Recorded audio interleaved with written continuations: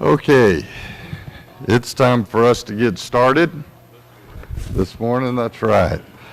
I appreciate very much Larry taking the class for me last week and finishing out the first chapter and introducing the second chapter.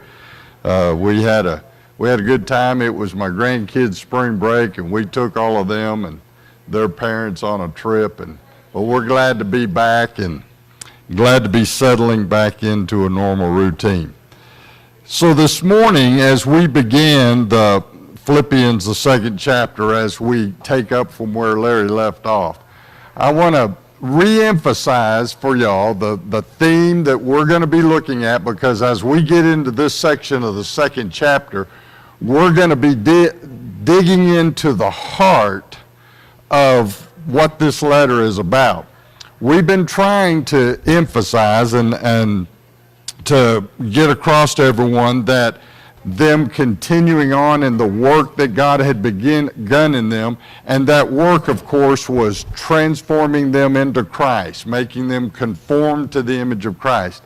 And then he switches from that to talking about, even though he's in prison, all he cares about is the fact that that has actually caused the gospel to be spread. Many were preaching the gospel because he was in prison.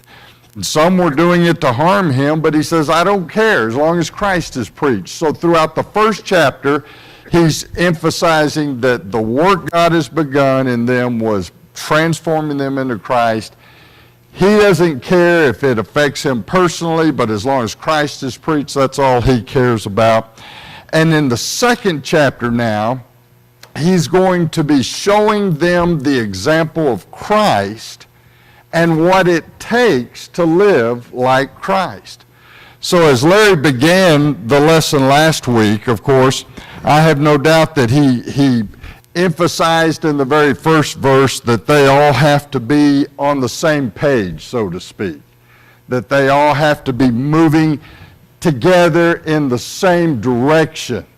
When he talks about there that they need to be of the same mind and so forth as that, he's not talking about that they all have to think intellectually alike, because that would be impossible for us to do. We're never going to agree 100% on everything, but we can still generally agree in the direction that we're moving.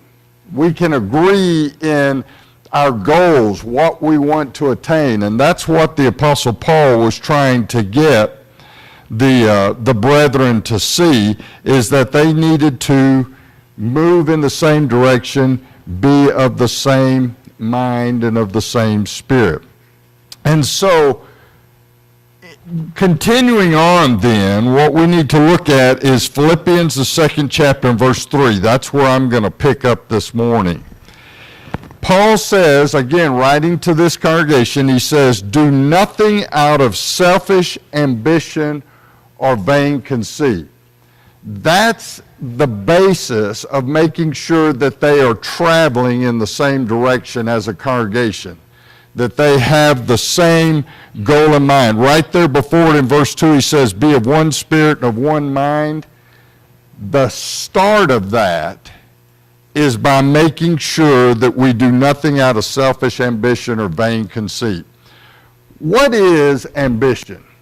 Let me ask you that question. What is, if you know, right, Jerry's right. Jerry said they're trying to achieve a certain goal. That's right. It's about me. It's about what I'm going to get for me. Okay, selfish ambition is that, but ambition in itself, I just wanted to... Okay, it is, I mean, you know, putting the qualification on it of doing it well is valid, but it is really the ambition itself is just that strong desire to accomplish something, to do something, or to accomplish something. So the reason that I want to emphasize this is because there's nothing wrong with having ambition in and of itself. It can be a motivating factor. I want to achieve this, or I want to get this, and I may even add the qualification, I want to do it well, as Norma says. So there's nothing wrong with that, but it's that word that he puts on it that is an adjective that shows what type of ambition is, and that is the selfish ambition. Up in the first chapter, we've already seen the exact same phrase, selfish ambition. Where was it? Do you remember? Paul uses that word in verse 17 of chapter 1. What was happening there? Paul was in prison, and he says, I want you to know that me being in prison has really worked out to the furtherance of the gospel. And he talks about how everybody in the palace had heard the gospel and knows why he's there. But then he says that the brethren had actually been more bold to preach the gospel because he was in prison. And he says some are doing it out of envy and rivalry, and some of goodwill. And he says of those who are doing it out of envy and rivalry, he says they are doing it from selfish ambition. It's the same exact same phrase. Now, in that instance, what were they trying to accomplish? They were out preaching the gospel, and it was the truth that they were preaching, because Paul says, I don't care as long as Christ is preached. But what was their motivating factor? Themselves. They were trying to lift themselves up or to boost themselves in some way. Envy, we talked about envy and rivalry and all of that. What Paul was saying is, even though they were doing something that had a good end, the motivation behind them doing it was wrong. And so it was wrong for them. Doesn't matter the end.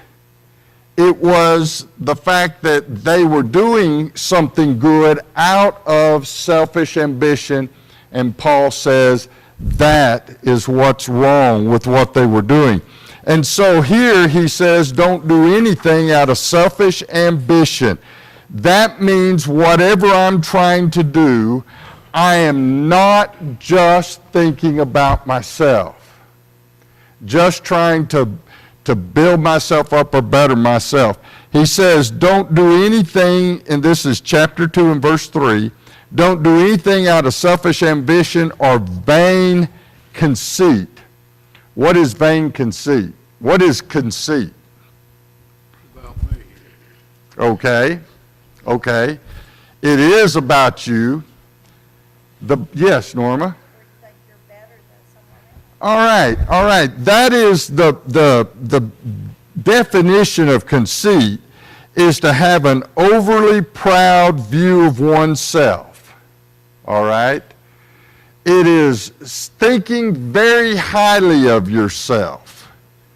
Overly. Now, let's make sure that we understand the difference between having pride in something and being conceited.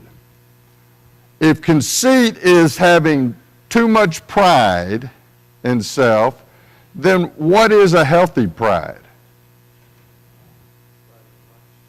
Well, right, something, it can be pride in Christ or something that is good and noble.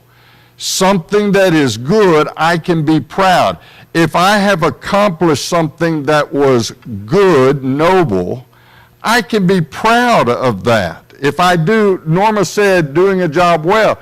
If I do a job well, I can look back and take pride in the fact that I did it well. There's nothing wrong with that type of pride. Being proud that I'm a Christian, a child of God. That is a healthy characteristic. Conceit, on the other hand, is thinking too much about myself. It is having myself lifted up for no reason. And that's why Paul uses the word vain. What does the word vain mean there? What is vain in general?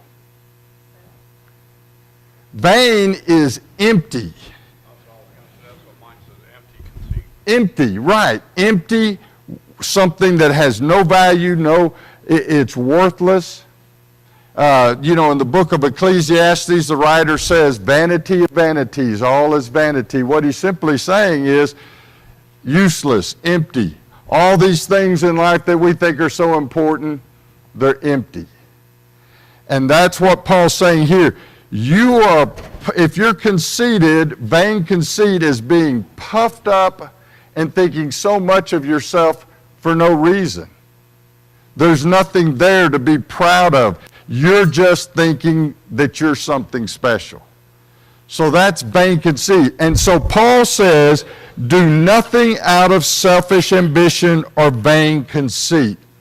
What happens every time, and I'll say that with certainty, what happens every time when people act out of selfish ambition or vain conceit?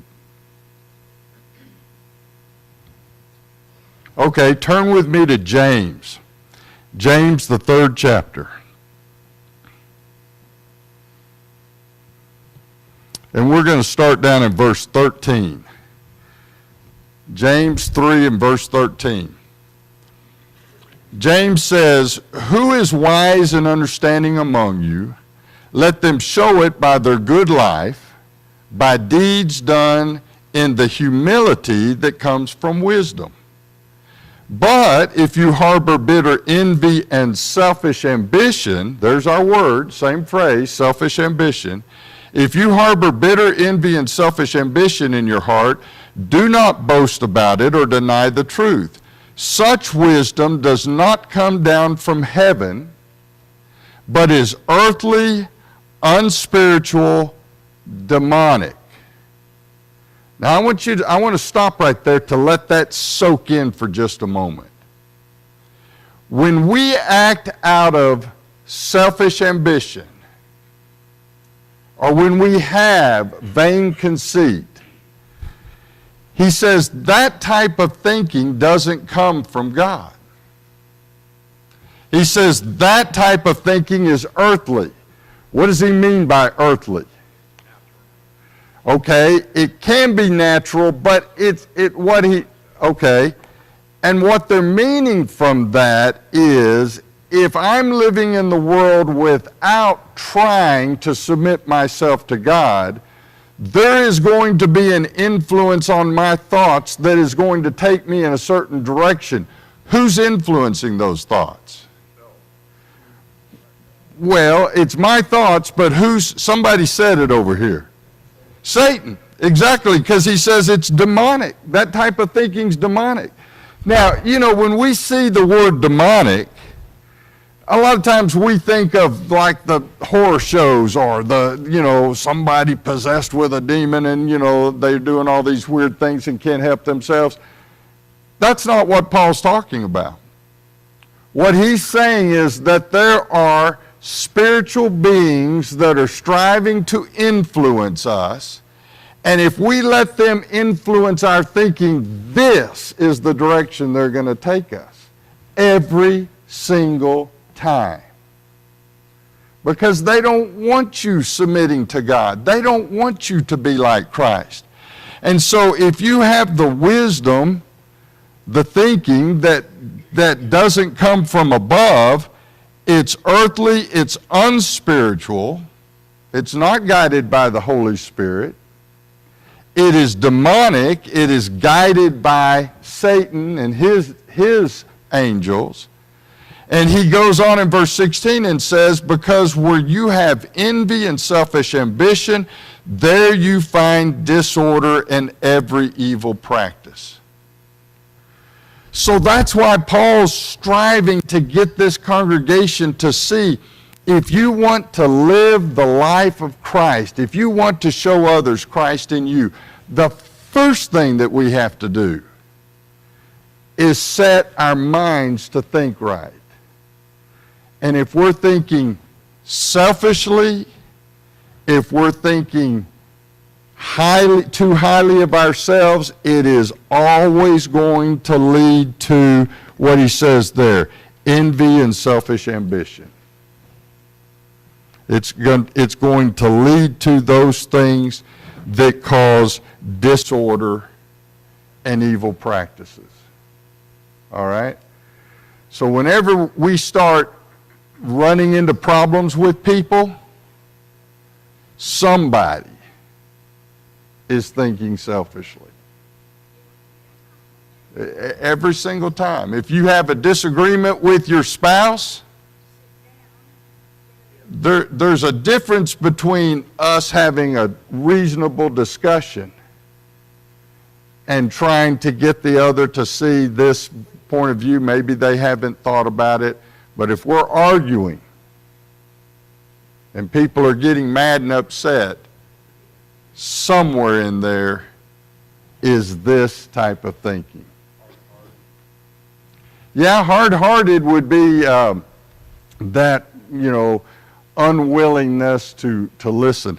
In fact, if we go on taking what Jason just said, being hard-hearted, I want you to listen to this. Verse 17, James 3 and verse 17. The wisdom that comes from heaven, or the thinking that comes from heaven, is first of all pure and peace-loving, considerate and submissive. Now, the New International says submissive. Some of the other versions say what? Gentle, reasonable.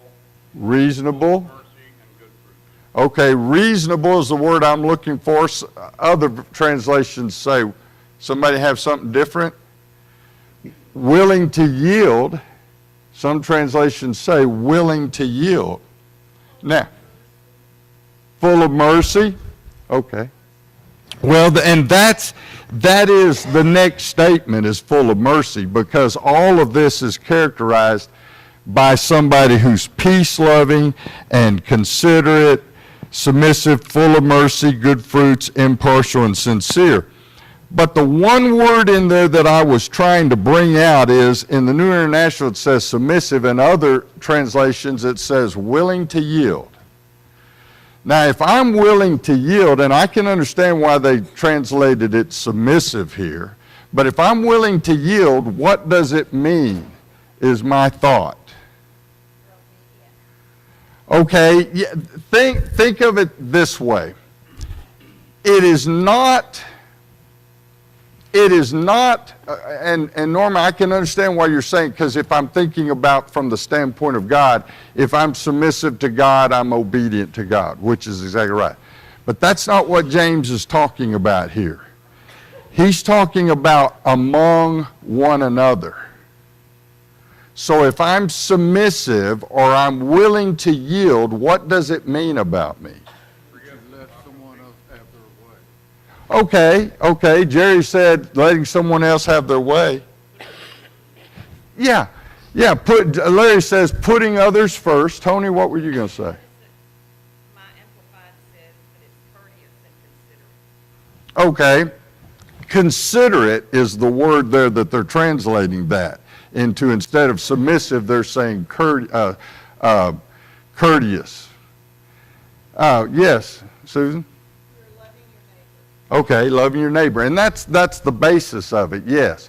Okay, so what this is trying to say, if I'm willing to yield or I'm submissive to you, it's the opposite of being hard-hearted. It is saying that my mind is thinking about you instead of myself. And so I'm thinking about you. What do you need? What is in your best interest? What can I do to help you? And so I'm willing to give up what I want to do what you need or even what you want. That's what we talk about. If you want to use the word courteous, what is courteous? Oh, here, let you go before me. I'm going to open the door for you and let you go in. We say that's courteous.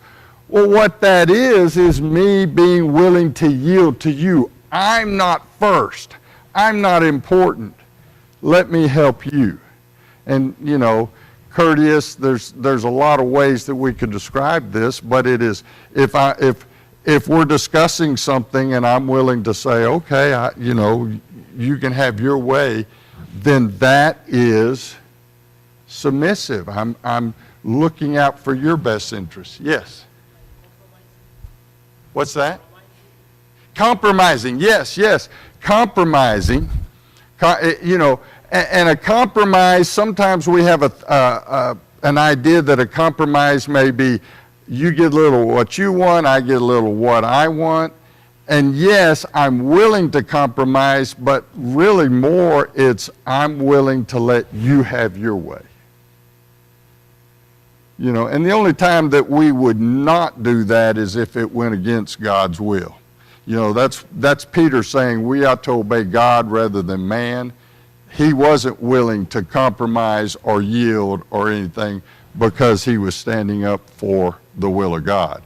But in all other cases, we should be willing to let the other, because we're not thinking about ourselves, we're thinking about the other person. And that's why Paul, going back to Philippians 2 and verse 3, that's why Paul says, don't do anything in selfish ambition or vain conceit, rather in humility value others above yourself. And that all fits together. What is humility? We know that word and we use it, but what is it? What is humility? It is being humble. So now, define humble for me. Okay, all right. Yes, and that is the results of humility, is placing others above me. Tony? Well, I just thought of two examples that are in the Bible, one in the Old Testament, one in the New Testament, where they talk about the person that comes in and sits at the head of the table, assuming that they are Important. most important. But then you've got to be careful because if they ask you to come and move, you just need to take that humble position first. Okay, Tony gives us a good example of this, and it does explain this term very well. You remember where Jesus said that if you go into a banquet, if you go and sit at the head of the table, you know, you think, oh, this is the place of honor, and you take that place, and then somebody else comes in, and the host says, oh, you move down here and let this guy sit here. He says, Jesus says, rather go in and take that low place and let the host say, hey, friend, move up here. You know, that is the illustration of what this term is. Humility is having a modest opinion or estimate of your own importance or rank, etc. It is saying, it is not, let me emphasize this, it is not saying I'm worthless. Humility is not saying I'm worthless. Humility is saying I'm not as important as you. My value is not as great as yours.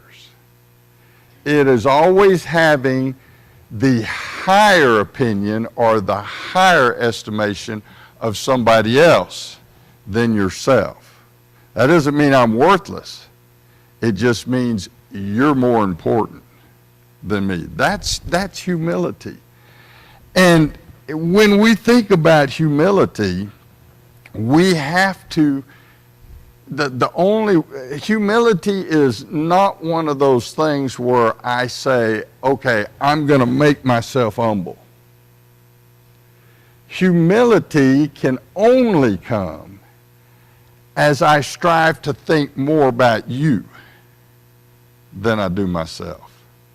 So it's not me, you know, if I say, okay, I'm going to have a better prayer life, and so I start really trying to emphasize prayer in my life. That is something me saying, okay, I'm going to be more active in this. But humility is not one of those words where I say, I'm going to strive to be humble. It is the results of me striving to do something else. It is me striving to think more about you. And when I put all of my energies into thinking more about you, the result of it will be that I'll be humble. But I can't start out by just saying, I want to be humble. I've got to start out with a mindset that says, I'm thinking more about you. C.S. Lewis, you know the author C.S. Lewis, he said, Humility is not thinking less of yourself.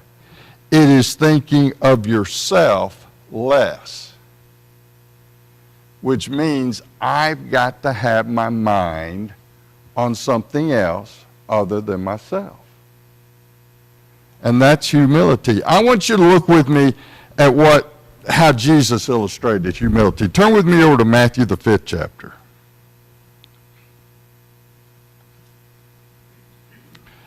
In the Sermon on the Mount, you're familiar with, no doubt, how Jesus was going through the 5th chapter, and there's some disagreement, and I won't go into all that, but sometimes people say, oh, he was quoting the law and then making applications and so forth. I believe what he was doing, this is my personal opinion, but I believe what he was doing was he was taking the way that the scribes and Pharisees had perverted the law. Because in our example that I'm going to give you here, Matthew 5 and verse 38, Jesus says, you have heard that it was said, eye for eye and tooth for tooth. Well, that was in the law. It was an injunction given to judges that they were to exact punishment according to the crime. You could not exact more punishment than what the crime called for. So that was a quote, so to speak, from the Old Testament. But the problem is the Jews had taken it, the scribes and the Pharisees especially had taken it and perverted it and used it as a demand for revenge. You take my eye, I have the right to take yours. Because the law says an eye for an eye and a tooth for a tooth. So I have the right to do to you what you've done to me. And Jesus turns that around and says, no. And he says it in kind of a strange way when he says, I tell you, don't resist an evil person.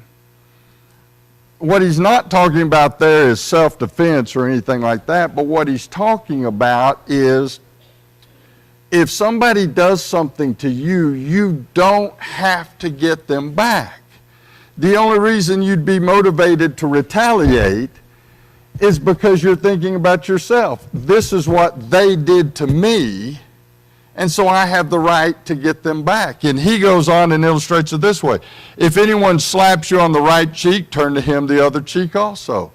You slap me, that's an insult. Jesus says, you're so unconcerned, you turn the other cheek, let him slap you there. It's an illustrative way of saying, don't be so concerned about what people do to you.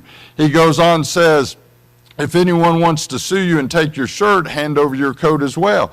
Under Jewish law, they could take your shirt but not your outer garment because that's what you used for protection and so forth. Like if if you took a cloak from a poor person, the law said you couldn't keep it overnight. You had to let them have it back by that evening because that's what they used to cover up with.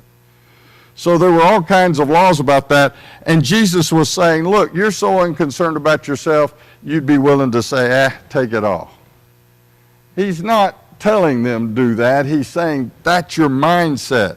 He says, if somebody asks you to go a mile, go with them too. The Roman soldiers could compel a Jew to carry their stuff for a mile. We saw that in the Chosen. You know, I don't think we got to those episodes yet, but I've seen it.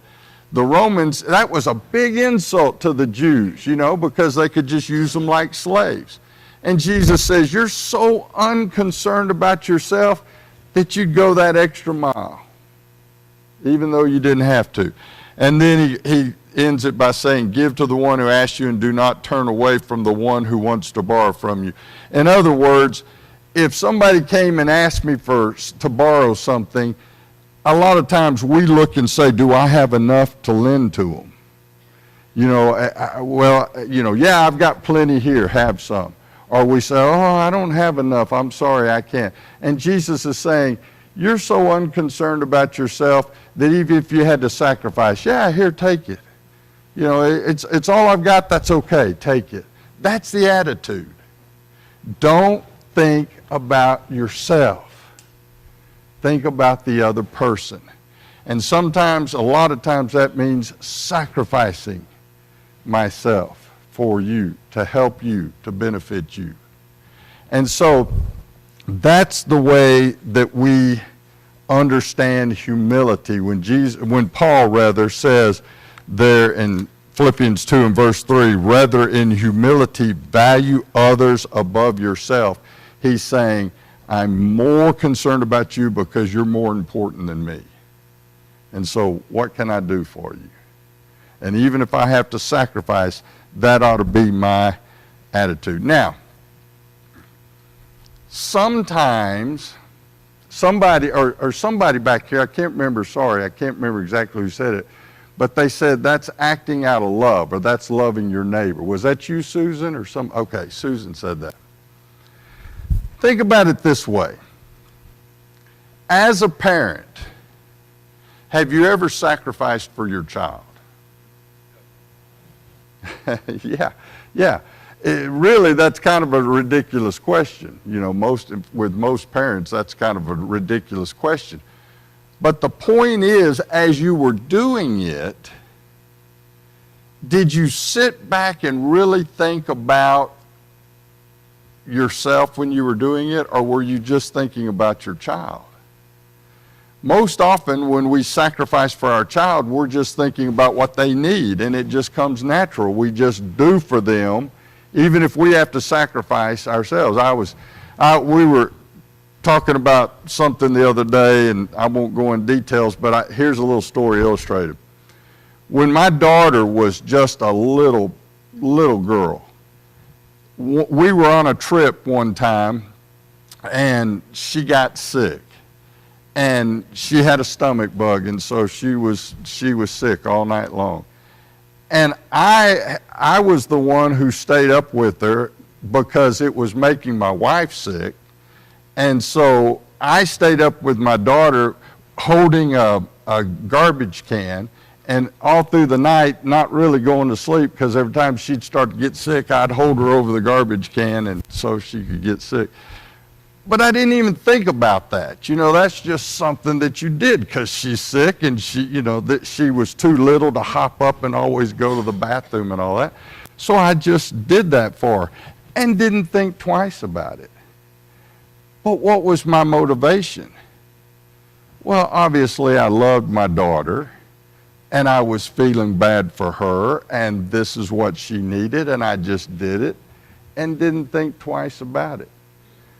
And that's the attitude that is being illustrated by Jesus here when he says, you don't do things out of selfish ambition or vain conceit. You think the other as being more valuable than you, and if you really love that person, you don't even think about it. You willingly do it. And that's the attitude he wants us to have towards one another. Okay, go back with me to Philippians 2. Because now Paul is going to get into let's look at verse 4, because that really sums this section up. He says, not looking to your own interest, but each of you to the interest of the other. So if I have humility and I value you as more important than me, then I'm going to be looking out for your things and not myself. He's not saying disregard your responsibilities. He's not saying don't take care of your own responsibilities. He's saying I'm mindful of what you need. I'm trying to always think about what you need, and therefore I can try to supply your needs. All right? Any questions about all of that? Okay, so now in verse 5, he's going to get into the heart of all of this by illustrating it with what Jesus Christ himself did. Look in verse 5. In your relationships with one another, and that's why this matters, is because we're talking about people between one another. That's why I said a while ago, Norma, this is not about between me and God. It's about between us. In your relationships with one another, have the same mindset as Christ Jesus. So I've got to think like he thought. How did he think? Well, here he illustrates it. Verse 6. Who being in very nature God, did not consider equality with God something to be used to his own advantage. Now we're going to stop and we're going to spend some time on this, because this is getting to the heart of having this mindset that Paul's been trying to illustrate. Do we really comprehend what Jesus did for us? Well, Paul's telling us, he begins it this way. Being in very nature God. What does that mean? Jesus being in very nature God. What? Yeah. He was God. I mean, Jesus is God. Look at John 1 and verse 1.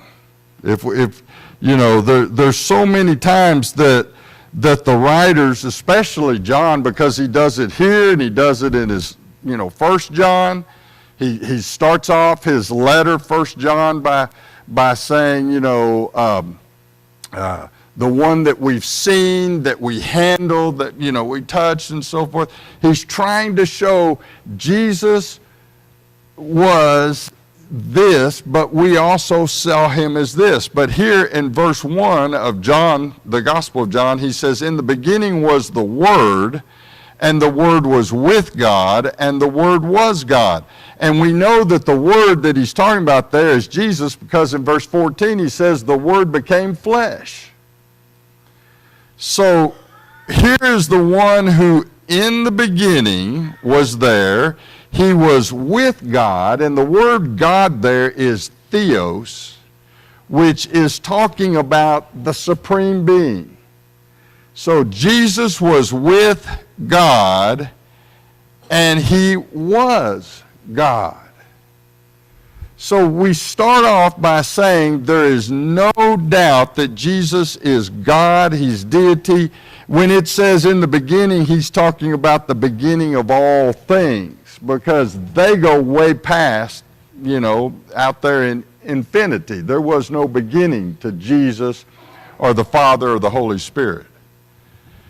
But Jesus was there, and John's trying to emphasize the fact that he not only was there with the Father, but he also is just like the Father. He's God. Now, in verse 3, I want to go on and emphasize this part. This is John 1 and verse 3, because this is something that we oftentimes don't think about with respect to Jesus. He says, through him all things were made. Who's the him there in verse 3? Jesus. Through Jesus all things were made, and without him nothing was made that has been made. Why did John see the need to put that in there? Because, we always look back to Genesis 1 and we said, God said, let there be light, and there was light. So we have in our minds, I don't know about you, but I've always had in my mind, the Father, he spoke and these things came into existence. But what does John tell us right here? That Jesus was also there. Right. Jesus was not only also there, look at the word through. That's significant, because when you look at the original Greek there for that word, it means agency. If I, how can I illustrate this? If I'm going to, if I go to court, I'm represented by an attorney, a lawyer. That attorney is my agent with the court. And so a lot of the things that I want to say, or that are papers that need to be filed or whatever, I have to do it through my agency. It's still me doing it, but my attorney's doing it on my behalf. I do it through my attorney. That's what John's saying here. Through Jesus, all things were made. Without him, nothing was made that has been made. And this is not the only place that the biblical writers tell us this. Look at Hebrews, the first chapter. In Hebrews, the first chapter, and verse 1, in the past, God spoke to our ancestors through the prophets at many times and in various ways. But in these last days, he has spoken to us by his Son, whom he appointed heir of all things, and through whom also he made the universe. Same word, through, agency. It doesn't say with, as if he was just present. It says through. And there's a lot of other verses that we could go to show that the writers are trying to show us that this man, Jesus, that they saw physically, touched and handled and was with, and he was every bit a man, is the God who was in the beginning, who is just like the one that we call the Father, and also is the agency through which the Father created all things. That's the significance of this one. And if that weren't enough, I want you to go with me to Colossians, the first chapter. And in Colossians, the first chapter, the Apostle Paul is trying to show us the preeminence of Jesus. And he says in verse 15, Colossians 1 and verse 15, the Son is the image of the invisible God, the firstborn over all creation, for in him all things were created, things in heaven and on earth, visible and invisible, whether thrones or powers or rulers or authorities, all things have been created through him and for him. So in emphasizing the preeminence of Jesus, the Apostle Paul reverts back to his actions in creation. Here, Paul just writes it out and says, things in heaven and on earth, visible and invisible, whether thrones or powers or rulers or authorities, all things have been created through him and for him. So I want to emphasize this. The reason that I'm really trying to nail this down is because you've got to see the Jesus who was there that John talks about as being in the beginning with God, and he was God and the creator of all things. And then you've got to see what he did for us. When we talk about him coming to earth incarnate, we've got to see the full import of that. We've got to see who he was and where he was before we can understand just how much he was willing to give for us.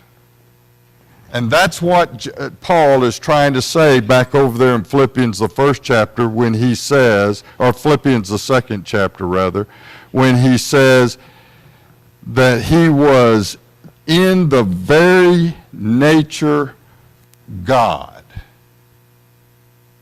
The very nature God. There is nothing lacking about this one Jesus in his pre-incarnate eternal existence. He was God every bit as much as God the Father, and was even the agency through which God created all things. All right?